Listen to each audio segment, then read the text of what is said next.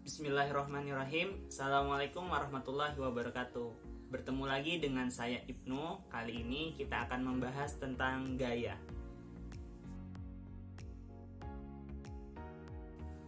Oke teman-teman sekalian, jadi pada kali ini atau pada video kali ini kita akan membahas tentang gaya. Tapi bukan gaya seperti gaya berpakaian ya. Jadi ini gaya dalam IPA. Nah, jadi pertama saya mau tanya dulu nih kepada teman-teman semua. Pernah enggak teman-teman memerhatikan sebuah benda yang bergerak ya? Kira-kira kenapa sih bendanya bergerak? Apa yang menyebabkan benda tersebut bergerak? Ya, kira-kira kenapa? Nah, pada video kali ini kita akan membahasnya. Jadi, tujuan pembelajaran kita pada video kali ini adalah memahami tentang gaya dan penerapannya dalam kehidupan. Oke, jadi langsung saja kita lihat. Jadi gaya, ya, gaya di sini kita akan bagi. Jadi kita akan bahas tentang definisi gaya. Kemudian kita akan bahas juga tentang hukum Newton serta penerapan gaya dalam kehidupan. Contoh penerapannya apa gitu ya? Jadi gaya yang bagaimana penerapannya?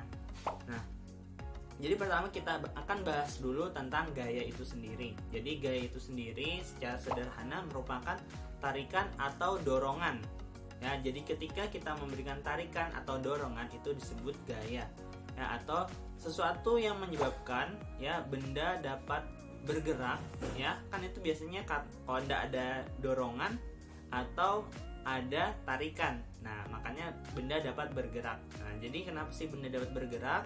Karena adanya gaya yang mempengaruhi, ya, gaya yang mempengaruhi, memberi dorongan ataupun memberi tarikan. Nah, sederhananya seperti itu. Nah, kemudian perlu kita ketahui bahwa gaya ini memiliki beberapa pengaruh pada sebuah benda. Jadi yang pertama, gaya itu dapat menyebabkan perubahan kecepatan gerak pada benda. Kemudian, gaya juga bisa menyebabkan benda yang awalnya diam menjadi bergerak ataupun sebaliknya. Terus, apalagi pengaruh gaya, yaitu mengubah arah gerak benda. Jadi, gaya dapat mengubah arah gerak benda. Yang terakhir, gaya dapat mengubah bentuk benda. Ya, jadi contohnya seperti apa? Jadi contohnya bisa kita lihat. Nah, di sini ada gambar seorang pemain bola. Nah, teman-teman sudah pasti tahu ya ini siapa. Nah, jadi pemain bola tersebut ya kita hubungkan dengan materi kali ini. Yang pertama, pengaruh gaya menyebabkan perubahan kecepatan gerak benda. Nah, ini sudah sangat jelas pada permainan bola ya.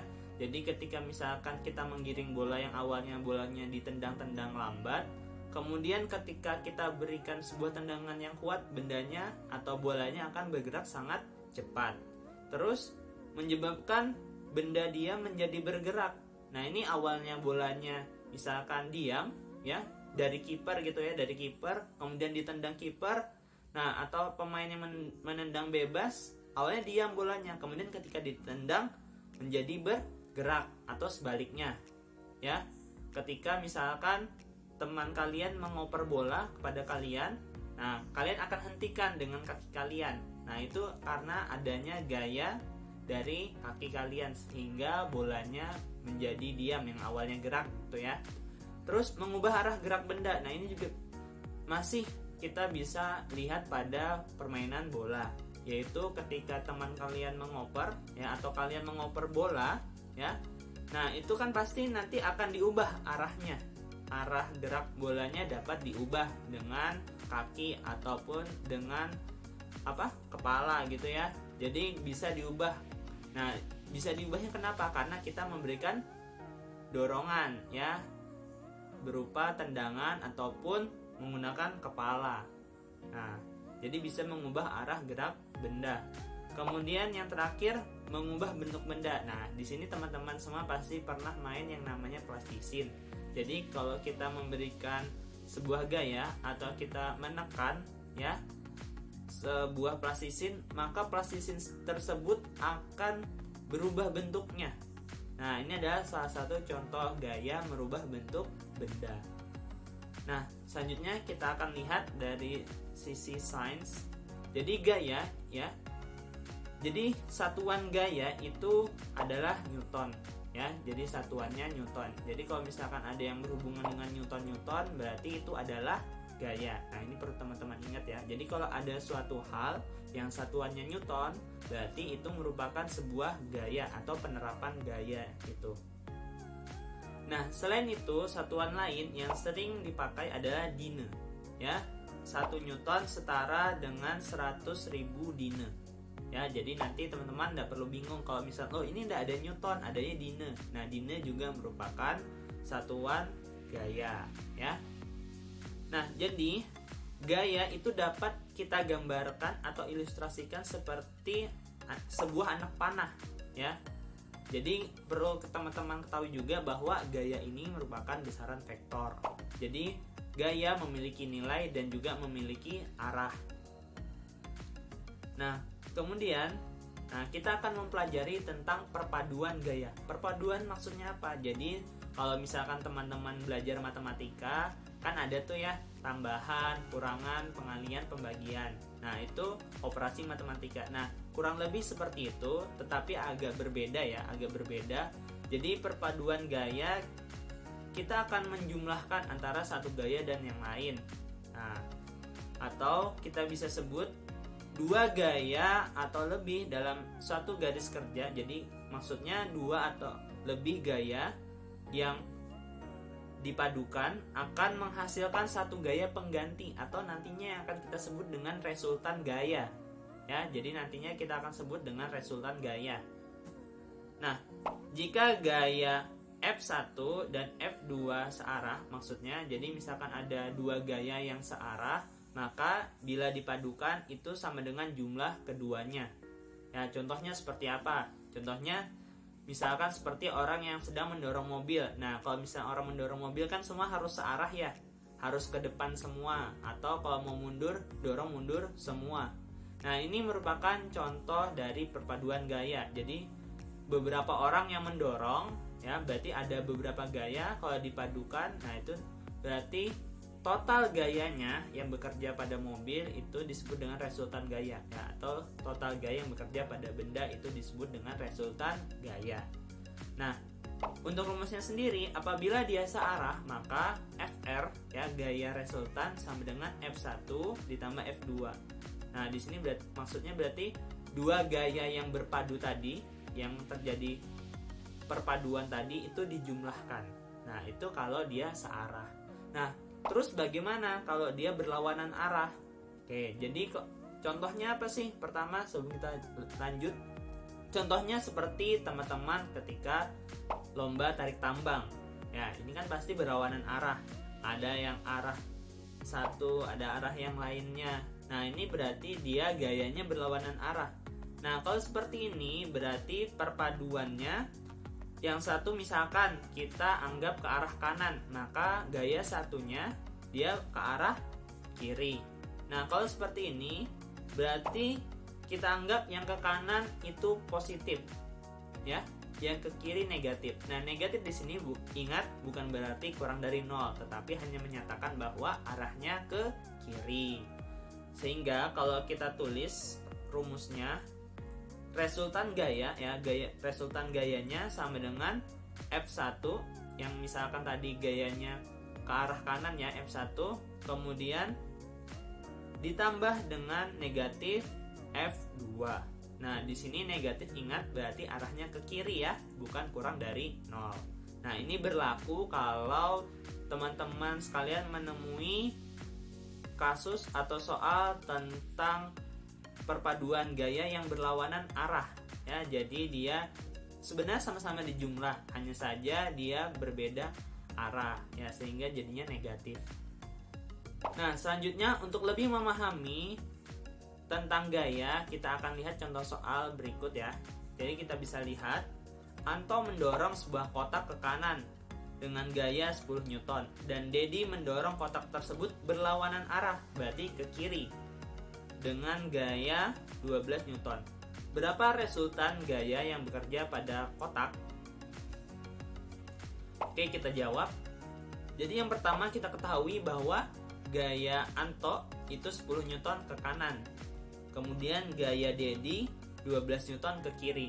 Berarti kalau berdasarkan rumus yang tadi sudah kita pelajarin, gaya yang bekerja berlawanan arah, sehingga gaya resultan atau resultan gaya sama dengan F1 ditambah negatif F2 sama dengan 10 Newton ditambah negatif 12 Newton.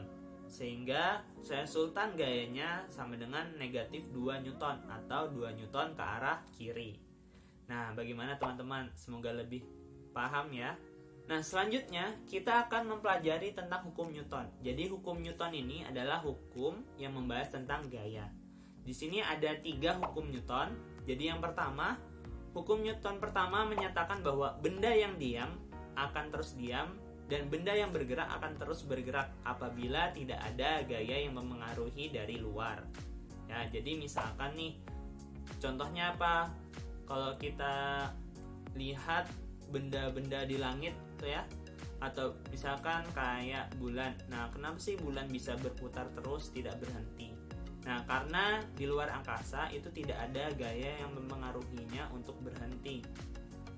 Juga tidak ada gaya yang dapat mempengaruhinya untuk bergerak lebih cepat, sehingga dia tetap bergerak dengan kecepatan yang tetap dan tidak berhenti.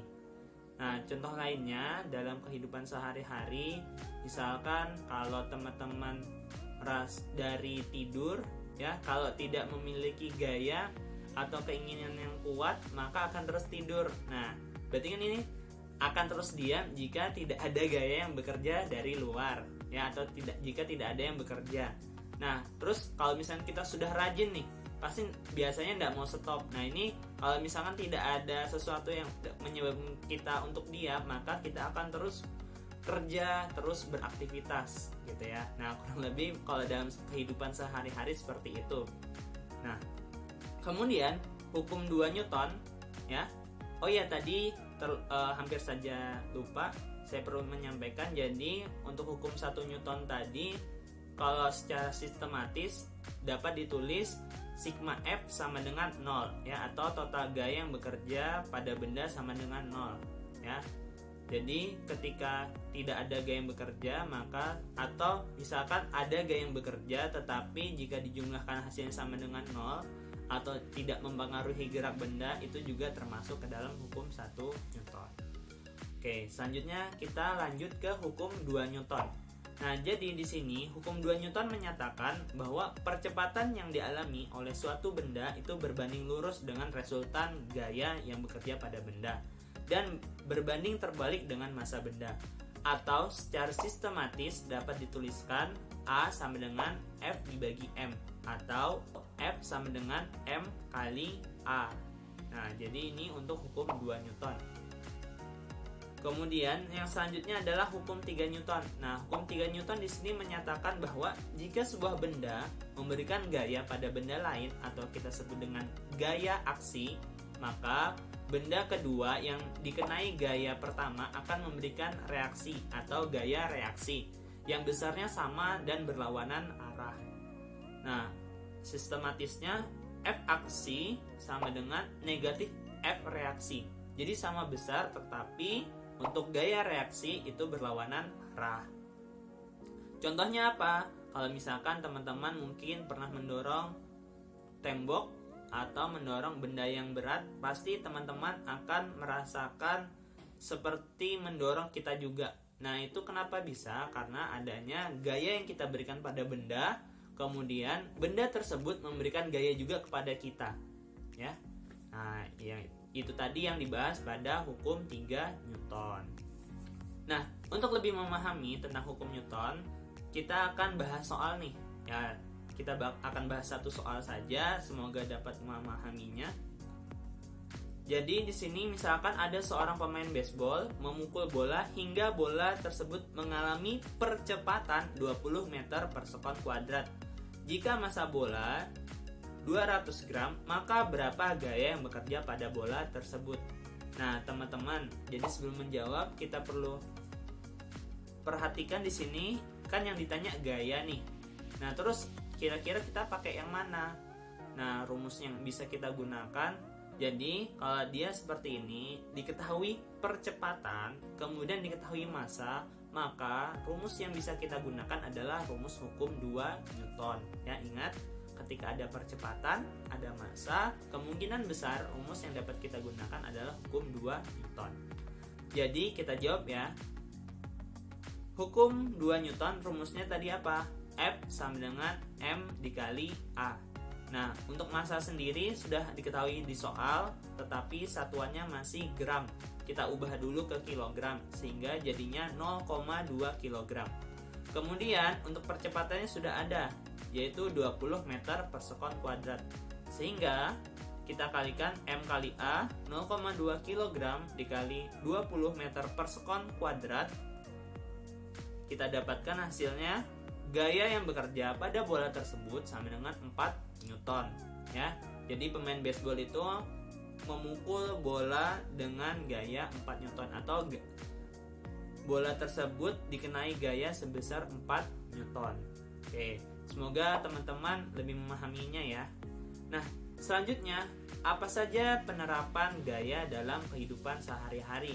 Ya, jadi contoh penerapan gaya di sini ada 2 gaya ya, yaitu gaya gesek dan gaya berat. Nah, jadi ketika ada gesekan atau ketika kita merasakan berat, berarti di situ ada gaya. Nah, di situ sudah ada penerapan dari gaya.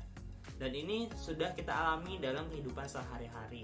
Contohnya kalau gaya gesek, yaitu ketika kita berjalan, kenapa kita tidak mudah tergelincir? Karena adanya gaya gesek antara kaki kita dan sesuatu yang kita injak, ya, baik itu lantai, tanah, atau benda lain.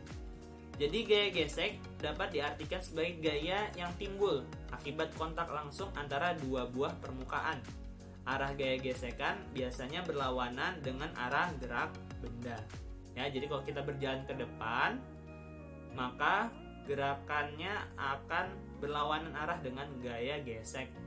Ya, bisa dipahami ya. Intinya ketika misalkan gayanya bekerja ke kanan, gaya gesek ke kiri, ataupun sebaliknya. Atau gayanya bekerja ke atas, maka gesekannya bekerja ke bawah. Selanjutnya yaitu gaya berat. Nah, gaya berat ini adalah gaya yang diakibatkan oleh gravitasi bumi. Nah, inilah gaya yang menyebabkan kita tidak melayang, ya. Jadi kenapa kita dapat berdiri tegap di atas bumi? Nah, Allah sudah menciptakan gaya gravitasi ini ya. Bagaimana kalau kita bisa bayangkan bagaimana kalau Allah tidak menciptakan gaya gravitasi ini? Maka kita akan melayang-layang di atas bumi. Ya, Maha besar Allah yang telah menciptakan gaya gravitasi bumi ini atau gaya berat. Nah, untuk perhitungannya sendiri, gaya berat dapat kita hitung. Nah, tadi kalau gaya gesek, kok tidak ada rumusnya ya. Jadi untuk sekarang kita belum akan hitung terkait gaya gesek. Kita hanya hitung untuk penerapannya tentang gaya berat. Jadi untuk penerapan gaya berat sendiri, kita bisa hitung dengan rumus W sama dengan M kali G. Nah, W di sini W kecil ya. Jadi W ini dari bahasa Inggris yaitu weight ya. Kemudian jadi W sama dengan M kali G. Nah, M di sini adalah massa, jadi massa benda. Sedangkan G adalah percepatan gravitasi bumi yang besarnya 9,8 meter per sekon kuadrat atau 10 meter per sekon kuadrat. Nah, semoga teman-teman dapat memahami materi yang disampaikan pada video kali ini. Terima kasih. Wassalamualaikum warahmatullahi wabarakatuh. See ya.